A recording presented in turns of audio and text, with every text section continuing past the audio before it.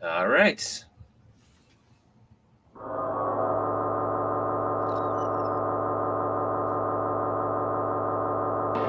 You are interested in the unknown, the mysterious, the unexplainable. That is why you are here.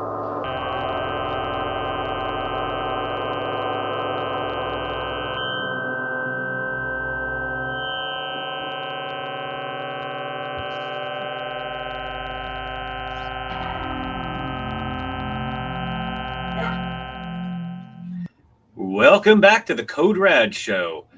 With me today is Darth Penguin Lord and Cthulhu, who is very eager to talk about one of our comic books tonight. Hello, Darth. How you doing? I'm doing very well. I just thought, just Jim just sounds kind of boring. So I was like, you know what? Let's just do something just, random and crazy and something with a little more that sounds a little better than just Jim. Just Jim just sounds kind of boring. So let's try Darth Penguin Lord. Absolutely. Spread your wings and fly. Yes. Did you have a...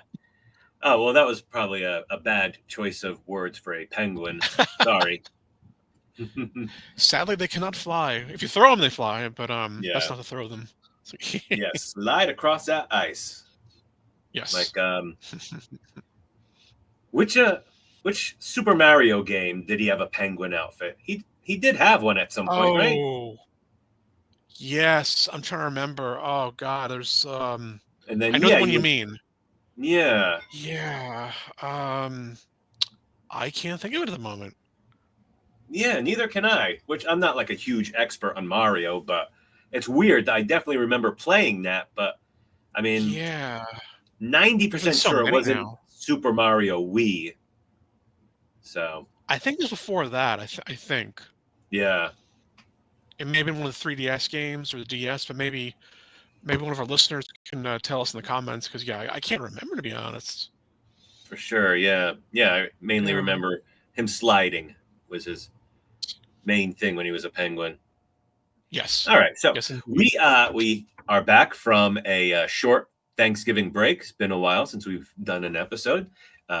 Great to be here, though, in Code Radlands with you again. Why don't you start? Would you like to tell us what you read for our show? Yes. So I did. I think we did an episode where I mentioned about the Joker's first appearance, and this time I wanted to kind of talk about how he became, very. Here we go. Yes, to recap. Here we see this from his first appearance. He was, he wasn't silly and goofy. He was just very scary and would actually kill people. Um, there is the melancholy Joker and his venom gun. The Joker, egg. Let's see. So as time went on, the stories got more campy, more silly. Here we see Joker. This is a trap. Ha! And now I'll spring it. A new twist. Jackpot hits man. Bongs. I never heard a jackpot go bong, but I guess okay. Maybe if it was one that size, that would it would go bong. But let's see. Yeah, Silver Age DC Comics were really out there. Yes, and they got very. This probably right here is probably from the 40s, but okay. Silver Age it would get even weirder and sillier, and just Yeah. As we see, here we have well, the Joker stole my mud pies, Batman. Mud pies, hundreds and hundreds of mud pies, and they're all mine. That fiend, he's stealing kids' mud pies now. Just so again, that's a little silly, but that is a cool splash page. It is, yeah, very much. Very striking. Might be. It says Bob Kane, but he didn't do that. Right. He signed his name, but just. Well, kids, when your uncle's a patent attorney, it's got advantages, but he's collected most of the money and for himself and the recognition. Let's see. Here we are again. Wayne double-crossed me with a fake masterpiece. I'll return 2 oils, display tubes of oil paint. Wheels my Joker mobile, splatter Wayne Manor with the stuff. So that fiend, he's gonna run over those giant paint things and cover Bruce Wayne's home with Nice. paint. That fiend. That's a cool looking Joker mobile, though. I like that. That's cool. Mm-hmm. Oh yeah, hot rod. Yeah, that's very cool. Yeah. Let's see. So, and the reason because it got very silly and goofy because of this guy right here, Dr. Frederick Wertham. He was a German psychologist, or I think he was a psychiatrist actually, and he was blaming comic books for the rise in teenage violence and child Right. delinquent behavior. Yeah. He thought images like this right here. Yeah. Now, I don't think really personally kids should be buying that, but again, it begins with mom and dad, you know. But I think every person that's tried to like this guy, every person that's come along that says, I'm going to do what's right and decent. I'm going to be this paragon of virtue, this archetype of altruism. Anybody that tries that, they just fail. They just fail because I think it's stupid. It's stupid to try to censor things. But this guy, I think, well, he had some serious opinions. He mostly wanted to go after crime comics and horror comics like here, but also he didn't like superhero comics either. He thought that a character like Superman was not a good role model because he was just almost so powerful. He Oh thought really? be above the law. It's like, well, I've got all these powers. Why should I follow the law of common folk? Why can't I just do whatever I want? But the point of the character is that he could do what he wanted, but he doesn't. But yeah. Yeah, I mean, to want to limit, how much sex and violence are in kids' comic books. That's a completely reasonable, opinion. But that is just a weird, quirky opinion. That's like, well, okay, I don't know if you're right or wrong, but I don't think we can censor stuff or regulate stuff on the basis of that you just think Superman is irresponsible or whatever. Yeah, no, I agree. Didn't stop there though. He thought that Batman and Robin were homosexuals. Right. Yeah. I think that was a big part of that push for Comics Code Authority. And funny you mention that. He thought Wonder Woman was a lesbian. I was like, okay. And he took the comic companies to court, and eventually they decided on the Comics Code Authority, like you mentioned. So they would regulate the violence, sex, I guess try to clean up comics. But unfortunately, even I guess they were cleaned up for a little while, but I think when you do that, it kind of hampers the creativity of the writers and artists. Now, I believe that later on, my understanding is that eventually the Comics Code will kind of loosen its constraints, and they would allow more violence, which we'll see, in a few minutes. But they would allow more violence, but only if the villain gets his comeuppance. If he gets, his just desserts, if he gets punished for it. Yeah. And we'll see, all that pretty soon. So here we have, I'm sure you've seen this, a classic cover by Neil Adams and Dick Giordano. Classic cover. Oh, beautiful. Love it. Yeah. Yeah, no, it's one of my favorite covers of all time, actually. Yeah, I saw Neil Adams at a convention in Baltimore, and I really regret not going up to him and meeting him because he was my favorite artist. But I didn't, and then he died not too long after that. So just yeah, there's somebody you really want to meet. Don't wait. You never know. You never know if you're going to be there tomorrow. So, but here we are, the Joker's 5-way revenge. Beautiful splash page there. Jeez, yeah. I mean, God, that really just it's almost 3D. Yeah, it's really nice. I think this was me after driving through back from Myrtle Beach. I was like really punching. I was like, just kind of going crazy. Just, Yeah. but you've seen Road Rage. That's road insanity right there. Yeah. And here we have Dan O'Neill, Neil Adams, and edited by Julie Schwartz. Oh yeah, yeah. We'll talk All-star about team. Yeah. yeah, yeah. I'm sure we'll talk about Julie Schwartz at some point. But so it turns out, find a dead guy in Gotham Harbor has a very similar, a very familiar looking card, a calling card on the dead body.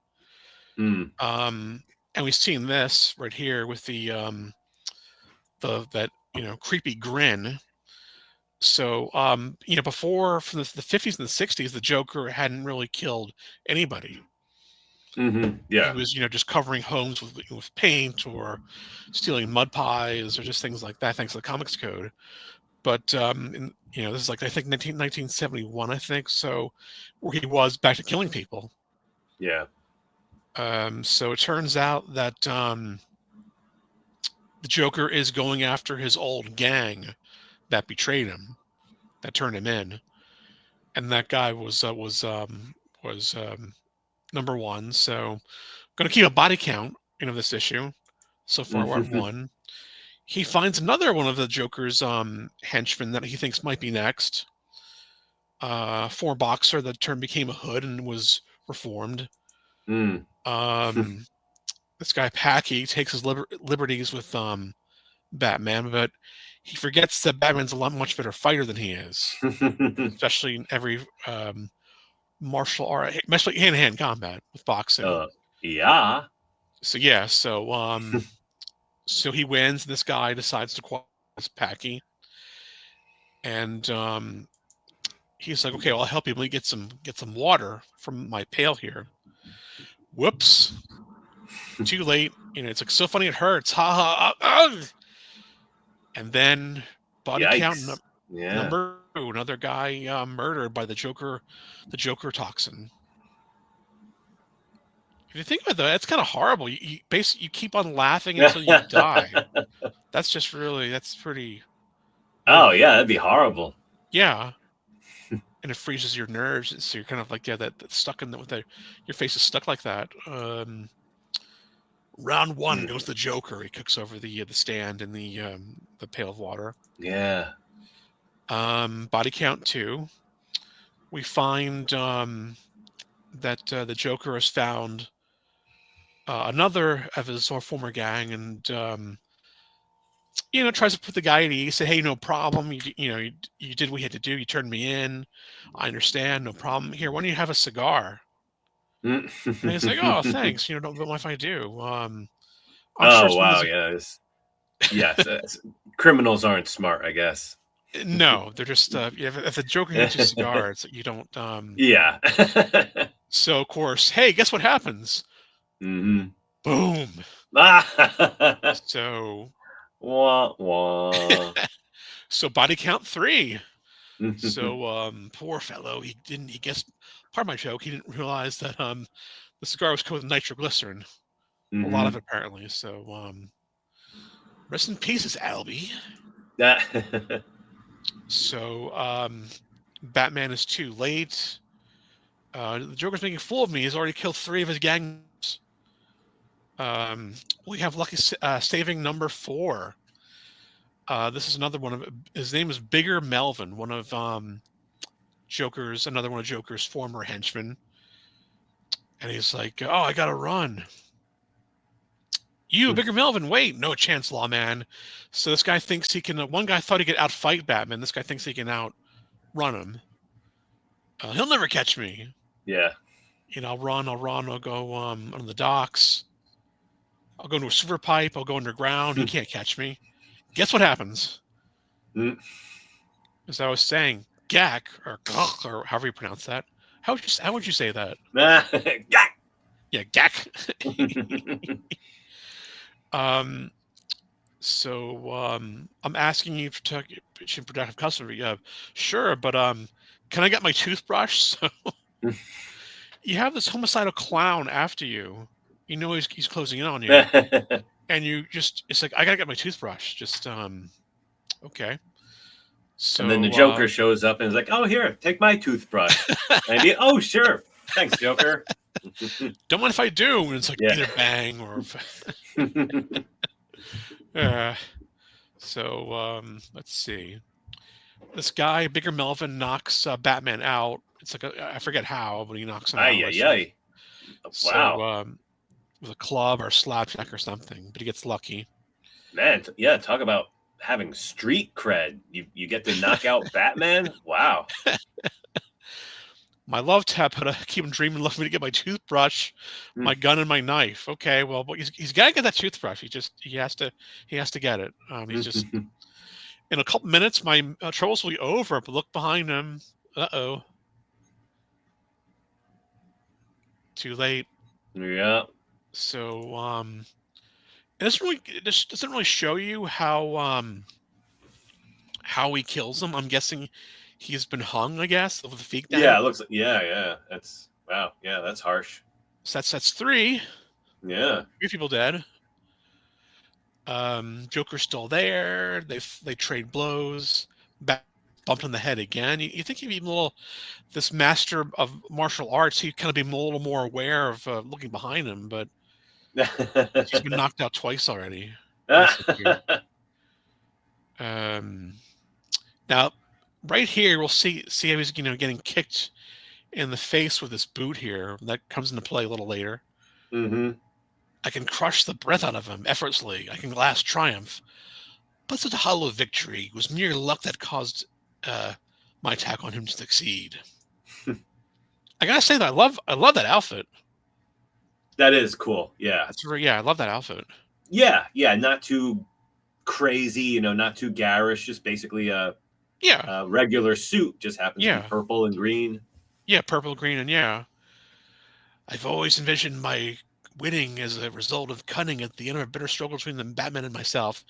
Him using his detective skills and me employing the divine gift men call madness. So Batman wakes up finally, and he notices that from the boot, Joker's boot, he notices on his face, he finds this mix of oil and sand.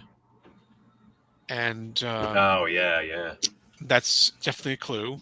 Mm-hmm. He tries to find the Joker's the 4th guy, Hooli.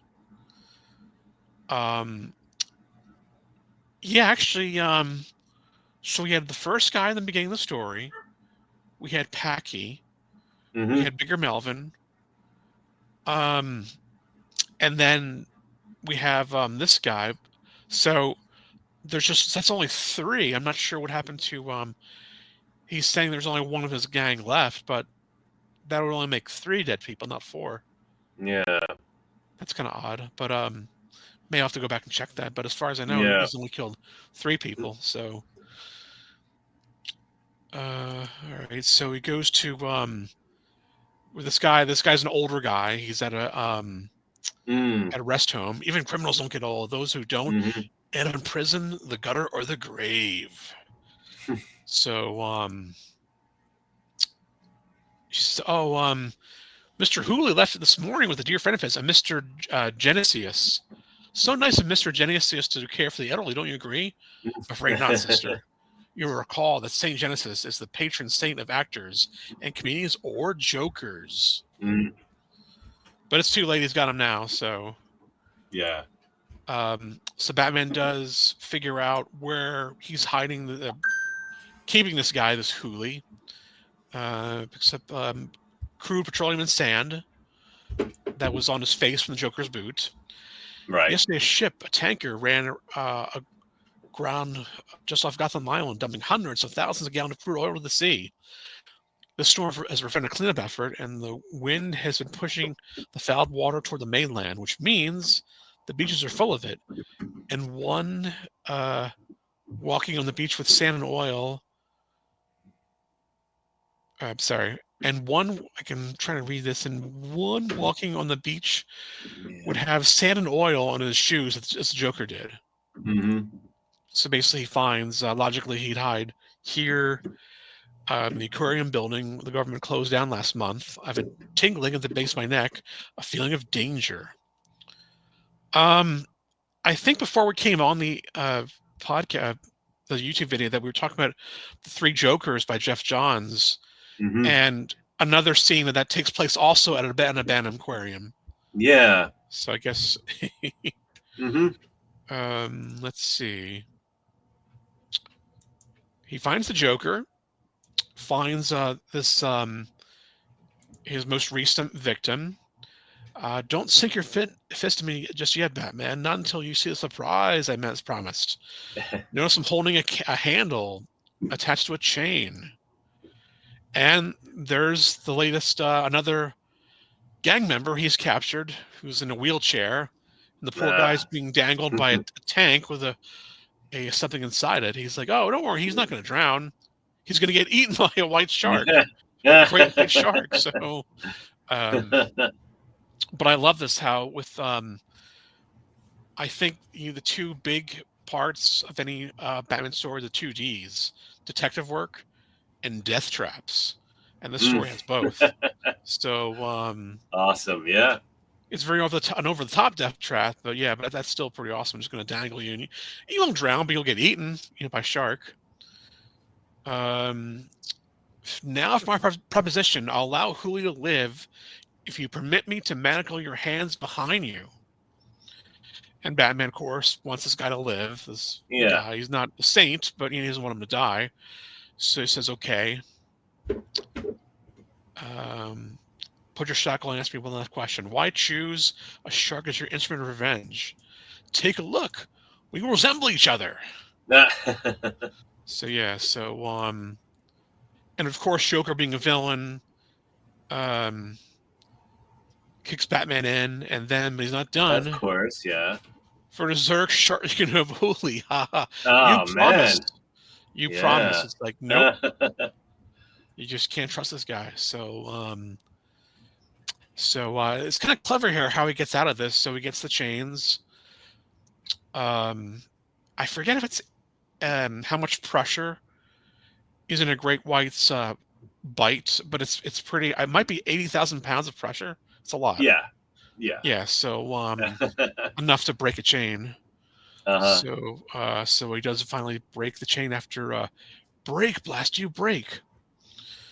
The chain does finally break. I thought he was using the chain as like reins, like with a horse. He was going to ride the shark around, controlling it with the chain. I think that may have been in the animated series, because I think he gets the shark, he steers it. Yeah. Or breaks the tank, but I think it's to get his shackles off. Right. Yeah. But saddle up and go after Joker. Shark. So the guy does have a wheelchair, so he uses the wheelchair to smash through the glass. And nice. Let's see. Joker knows he can't beat Batman fisticuffs, so he decides to run. I'll run away and live to put egg on your face another day. He hasn't lost his enemy's cunning, as he has a getaway car with balloon tires for riding on sand. He reaches it and he's gone. So Batman pursues him. Another great, art here. It doesn't really do it justice. This is a really great drawing of Batman right here. I think it's probably my favorite of the character. Let's see. Oh, the Joker slips on that oil we mentioned. That oil, that sludge. He falls face first. I think the 70s pollution was a big concern, and I think that's what we're seeing right here. Yeah. It's over, Joker. Finished. Of course, 1 hit, 2 hits. No, not funny. You're wrong. It is funny. To think that you, my arch enemy, would maybe be grateful for pollution.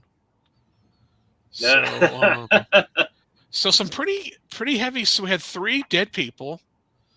1 guy got blown up. 2 of them got poisoned. And 1 guy got hung. So,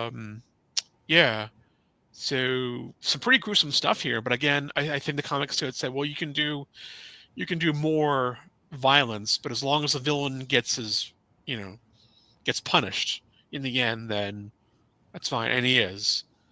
He's getting Yeah. captured and going to Arkham once again, but we all know that he'll break out again and again and again and again. Of course, yeah. Yeah, a classic storyline. I like how it's like pretty low stakes. You know, Yeah. it's just about Joker seeking revenge against his old buddies. Where it's not like world ending or Right. It's a pretty like I said, low stakes, and I kind of like that because not Yeah. everything has to be with Gotham getting destroyed or Right. alien invasion or what have you.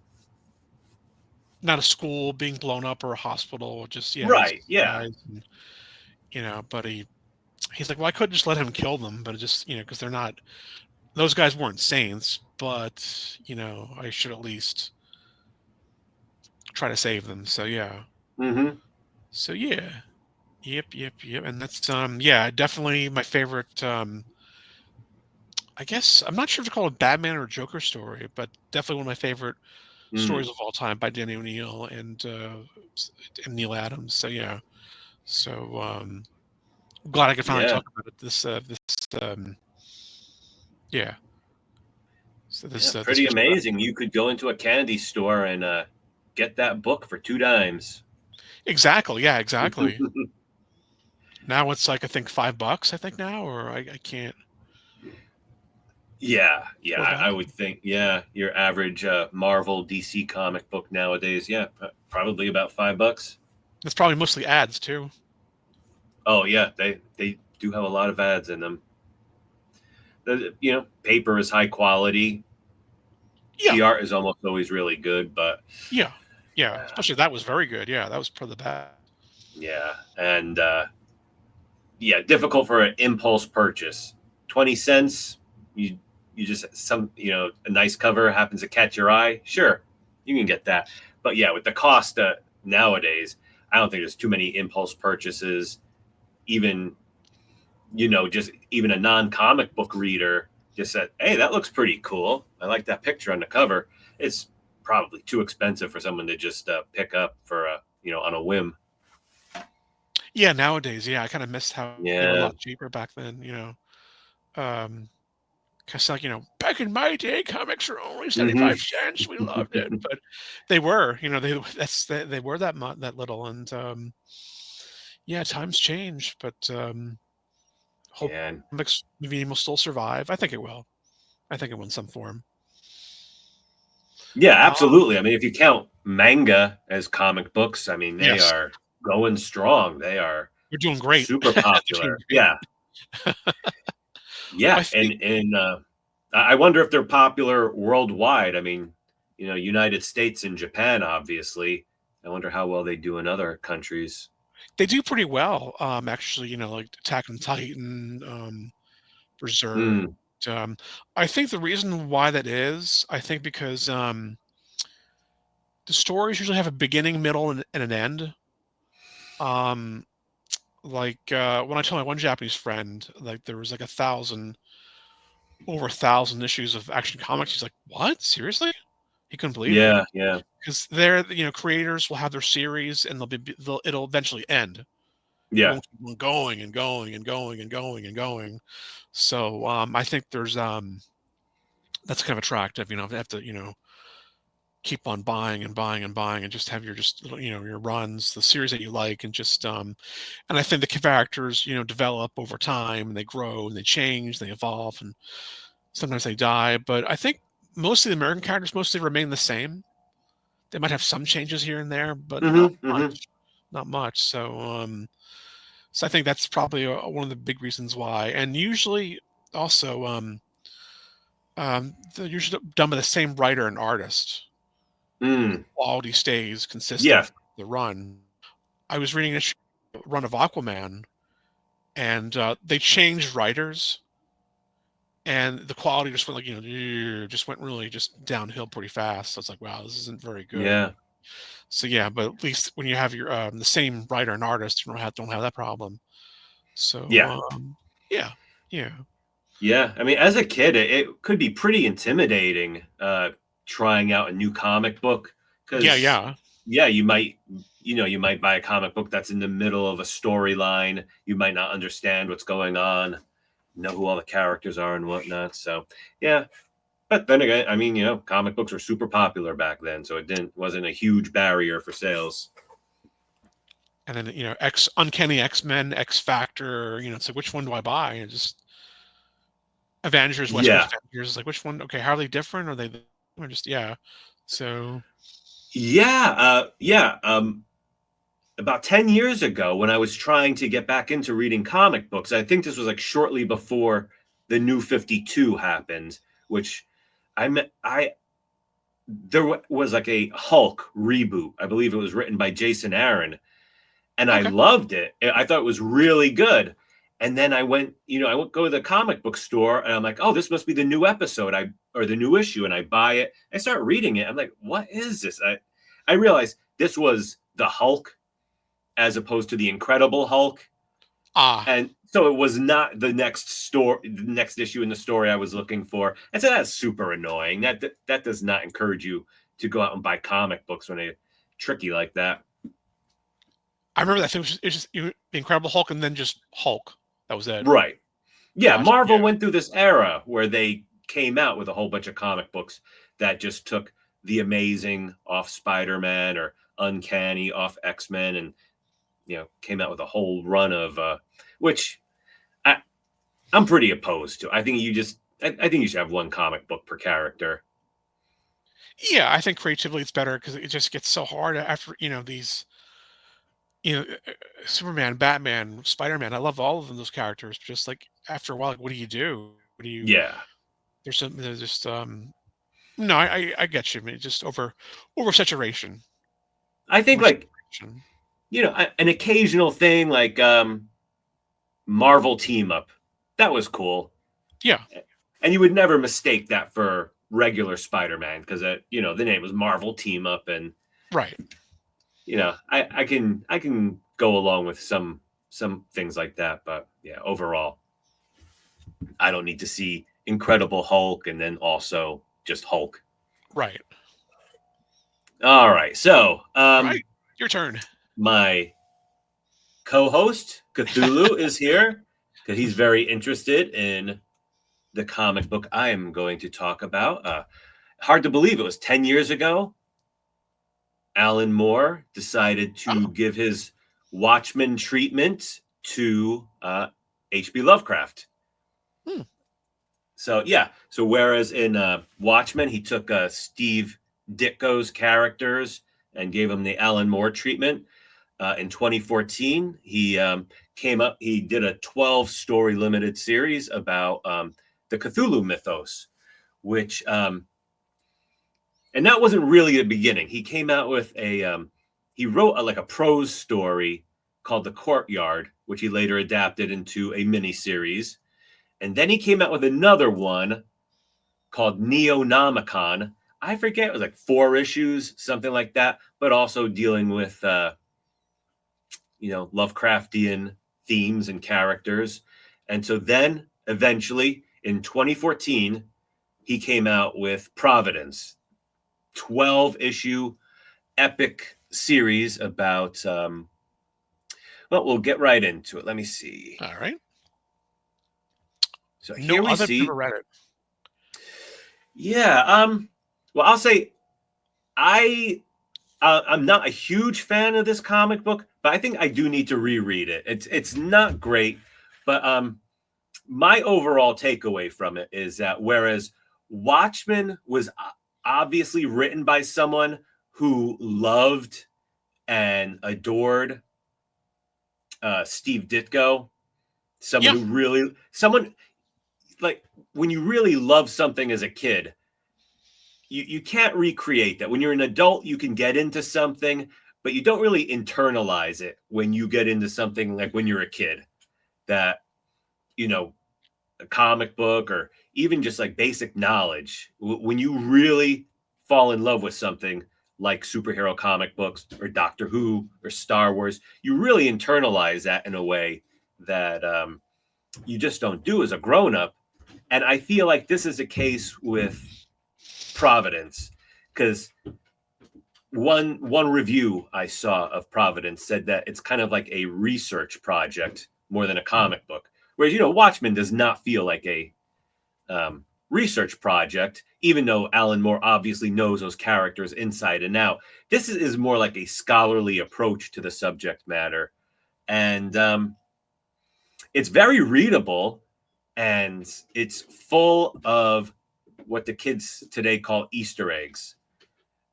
The series is just full of hidden references and, little clues that refer to all different kinds of things within the series and outside of the series. And so, I mean, it's definitely something you could analyze.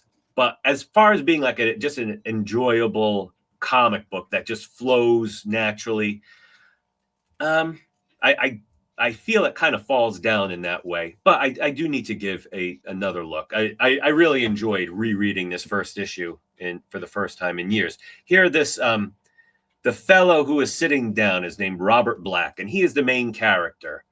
And here, he's working for a newspaper in New York City, the Herald. I believe it actually existed. And they're trying to come up with an idea. They have, as the guy with the sideburn says, we've got a half page to fill.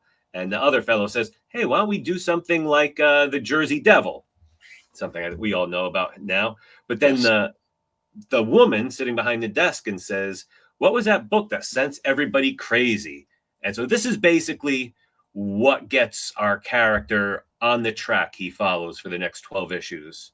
Of course, if you're big on Lovecraft and weird fiction, you know automatically she's talking about The King in Yellow, which this is another issue with Providence. The format of the series, and I'm going to get into some light spoilers here, so if you're really dying to read Providence, you may, I don't plan to go too deep into detail, but I am going to talk about some things. I don't know if there's a lot of points to read this series if you're not already a Lovecraft fan, because so much of this series is the main character, Robert Black, the guy sitting there holding up the sheet of paper.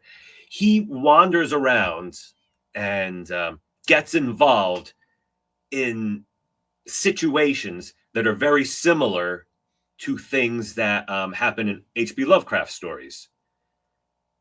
And I don't know how entertaining that would be to someone who does not know the original stories. That's kind of like the point of the whole thing, to see how the characters like, oh, this is just like the Dunwich Horror, or, this is just like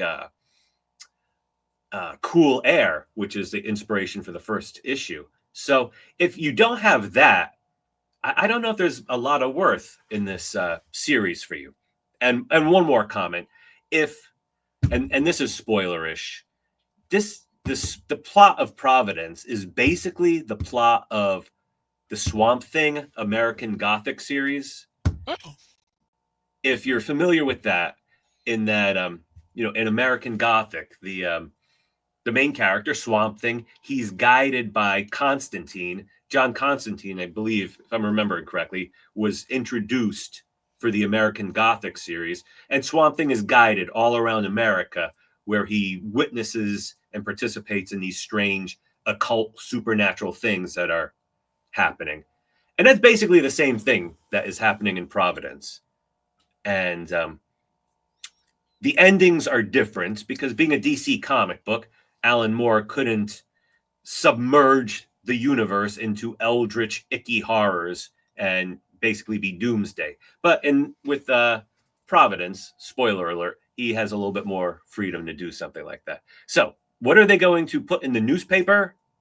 Well, then we cut to another scene, and here we go to King in Yellow again. One of the aspects of the book, The King in Yellow, is a collection of short stories, and one of the things in the stories is lethal chambers, I believe they're called. In the world that takes place in, there are places where you can go and commit suicide. Oh, and that's what this guy is going to do. He's in Bryant Park in New York City. In this version of reality, the lethal chambers exist. And this guy, it turns out, is quite important to the plot. He's a character that is in the series, but you don't realize it, and you kind of have to read between the lines to figure it out. As far as you know, here's this guy going into this place, and you figure out he's getting assisted suicide, but he's an important character. But you really have to pay attention. I would never have gotten it on the first reading, but after a few readings, then you're like, oh, that's what's going on. So that guy is going to commit suicide. And then here's another major theme. Here's the main character, Robert Black. He's at home in Milwaukee, and he wants to become a journalist. And here his dad is saying, and what? Nobody can write in this place? Suddenly there are no newspapers around here? What do they have in New York that's not in Milwaukee? Well, again, this is not really obvious at first, but what they have in New York is lots of gay people. And that's the idea that Robert Blake is in the closet, being the 1920s, and he's going off to New York to become a journalist, but also to enjoy the nightlife there. Got it. And I think I mainly just put it because I love automats. And yes, if you like old time New York, this book might be worth reading just for that. I mean, even just issue 1, I forget how much of it actually takes place in New York, but issue 1 is set there. And so there's a beautiful picture of an automat. And cool. yeah, and they used a lot of references for the settings, buildings and parks and everything. And here you have a restaurant were based on photo references to be accurate. And so that's really cool. I enjoy the automat. That's our main character again. And here's our fellow committing suicide. You see this beautiful classic building, and he's getting to listen to some nice music. Then, all right, so here our main character decides to go do a Jersey Devil kind of story. They decide to go with the book that makes people kill themselves. In our world, it's the King in Yellow, but they also refer to it as the King in Yellow within the book. But then there's another book called Sous le Monde, which means underneath the world, which is something that Alan Moore created. Sous le Monde is just in Providence. It's not a real book. But our main character decides to come and interview this guy, Dr. Alvarez, I believe is his name. And again, I don't know if there's much point in this story if you don't know the HP Lovecraft story, which is Cool Air, very famous. Bernie Wrightston did a adaptation of it, which I meant to get a picture from that, because even the character looks pretty similar to how Bernie Wrightston drew the similar character in Cool Air. But here, this guy, he's very pale. Everything you see, the room is very bluish. And I think our Dr. Alvarez here says basically what is like the thesis of Providence. Because in America, we're allowed our privacy, we're allowed our secrets.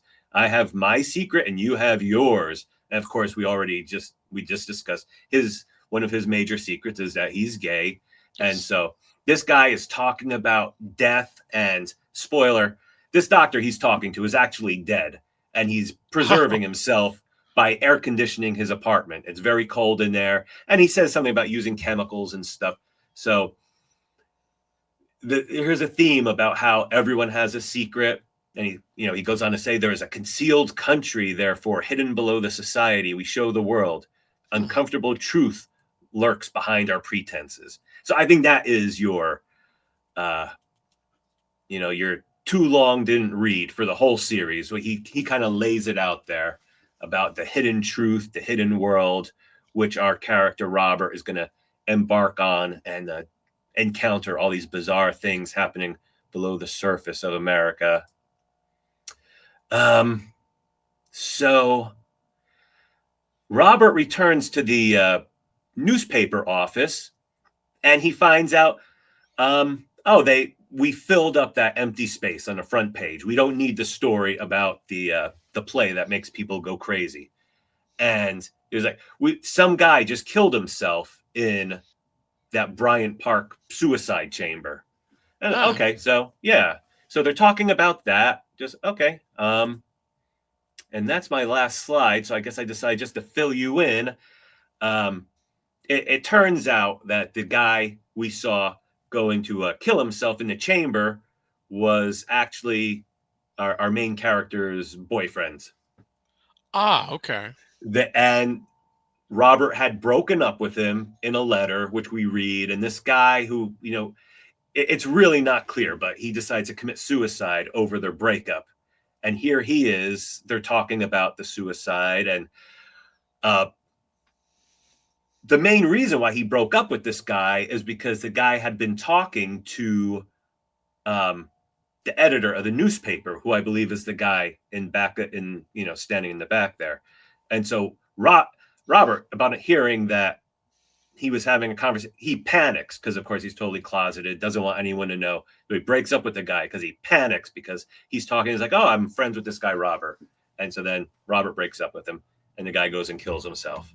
And that's basically the plot of issue 1 of Providence. And I think I gave my critical analysis already. If things get very complex, but a large part of it is just seeing how the events in the story relate to the old HP Lovecraft stories.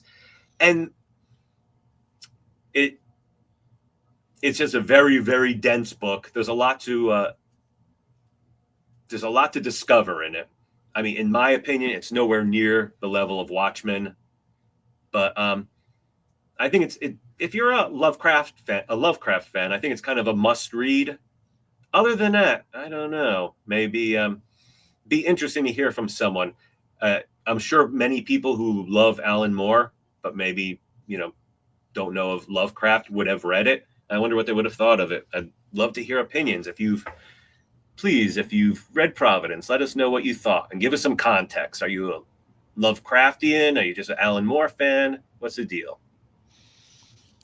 Yeah, no, it sounds interesting. I know of it. I've never read it, but I'm kind of interested to see, how it is. And it's pretty recent, right? It's only a few years old. Well, issue 1 came out in 2014. Okay. I thought you did mention that. And they really dragged their feet in releasing issues. I mean, I don't recall it really coming out on a monthly basis at all. And I remember sometimes it took several months. I would not be surprised if it took more than 2 years to complete it. Yeah, they really took their time. I'm sure Avatar Press, I don't really know too much about it, but I'm sure this was one of their bigger titles. And I think try to get as much attention out of something like that as you can. Because I don't see him. No, he's not going to come back to DC or Marvel. He's done with it. I'm pretty sure he burned those bridges. Cthulhu, did you like Providence? Oh, you old grouch. Nothing good about it? All right. Well, I'm not quite as critical as you, but yeah, Cthulhu didn't care for it. He's a harsh critic. He's harsh. That's true. 2 tentacles down. It's like, several 12 tentacles down. Well, what did a few episodes ago we reviewed the Call of Cthulhu manga. What do you think of that? Oh, so all right, you don't hate everything. You like that one? All right, so he liked the Go Tanabe adaptation better. That was very, very good. Yes. All right, Jim, thank you for joining me again. There's one thing I was going to add. I forgot. I think I had a little bit of a brain fart when I was doing the Joker issue. So I thought it was only 4. So it was 5 people because the guy, number 1 was the guy in the beginning. Yeah. Number 2 was the boxer that got poisoned with the water. Mm-hmm. 3 was the guy that got blown up with a cigar. Okay. 4 was that Bigger Melvin guy that The got toothbrush hanged. guy. Yeah, the guy that got hung, and the last guy would have been 5, but he lived. So yeah, so it The old worked. guy with the shark. All right. Yeah, that was 5. So sorry, folks, just brain fart there. But All right. Yeah. Well, Denny O'Neill's math skills have been reestablished. yes. So, all right, Jim. Thank you. I enjoyed this. And I enjoyed it too. Thank you so much, everybody. Thank you, Jason, and to everybody. Please like, share, subscribe, comment. Please do all of those things, and we'll have more episodes for you very soon. If it's Doctor Who, if it's comic books, manga, anything really. Code Rad will return. Bye, Yes, everyone. indeed. Take care, everybody. Arrivederci.